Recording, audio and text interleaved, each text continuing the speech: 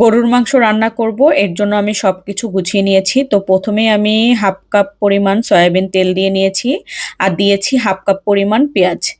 আমি আজকে গরুর মাংস দিয়ে লাউ দিয়ে রান্না করব। তো প্রথমে পেঁয়াজটাকে হালকা একটু ভাজা হয়ে গেলে আমি একে একে সব মশলা দিয়ে দিচ্ছি। এখানে আমি যেমন গোটা মশলা দিচ্ছি এখন কিছু, সব ধরনের গোটা মশলা ১.৫ চামচ আদা, ১.৫ চামচ রসুন, পেঁয়াজ বাটা ১.৫ চামচ, তারপর বেরেস্তা দিয়েছি ১ চামচ পরিমাণ, ধনিয়া জিরা গুঁড়ো দিয়েছি ১ চামচ করে, তারপর মরিচের গুঁড়ো দিয়েছি ১.৫ চামচ, হলুদের গুঁড়ো দিয়েছি ১.৫ চামচ, আর পরিমাণ মতো মানে আপনাদের স্বাদ মতো আপনারা লবণটা দিয়ে দিবেন। তো আমি স্বাদ মতো লবণ দিয়েছি আর দিয়েছি একটা তেজপাতা। দিয়ে এখন মশলাটাকে খুব ভালো করে কষিয়ে নিতে হবে। কষানো হয়ে গেলে তারপর একটু পানি দিয়ে আবার খুব ভালো করে কষিয়ে নিতে হবে, যাতে করে আদা রসুনের যে গন্ধটা আছে সেটা যাতে চলে যায়। আর মাংসটা যেহেতু ধুয়ে রেখেছিলাম আগে থাকতেই, তো মাংসটাকে এখন দিয়ে দিলাম। আর মাংস থেকে যথেষ্ট পরিমাণে পানি বের হবে, তাই আমি পানি এখন দিব না। এখন খুব সুন্দর করে কষিয়ে তারপর আমি পানি দিব। তো আমি খুব ভালো করে কষিয়ে এখন আমি ঢাকনা দিয়ে দিচ্ছি। প্রায় ০.৫ ঘন্টার জন্য আমি এখন খুব ভালো করে কষিয়ে নিয়েছি।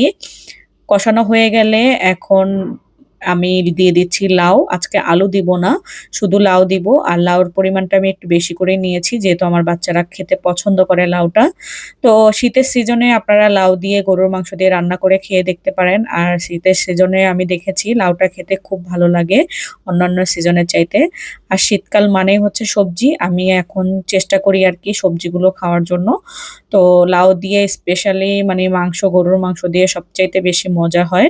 তো আপনারা এভাবে রান্না করে দেখতে পারেন। তো লাউটা আমার মোটামুটি খুব ভালো করে কষিয়ে নিবো। তো কষানো হয়ে গেলে আমি কিছু গোটা কাঁচামরিচ দিয়ে দিচ্ছি।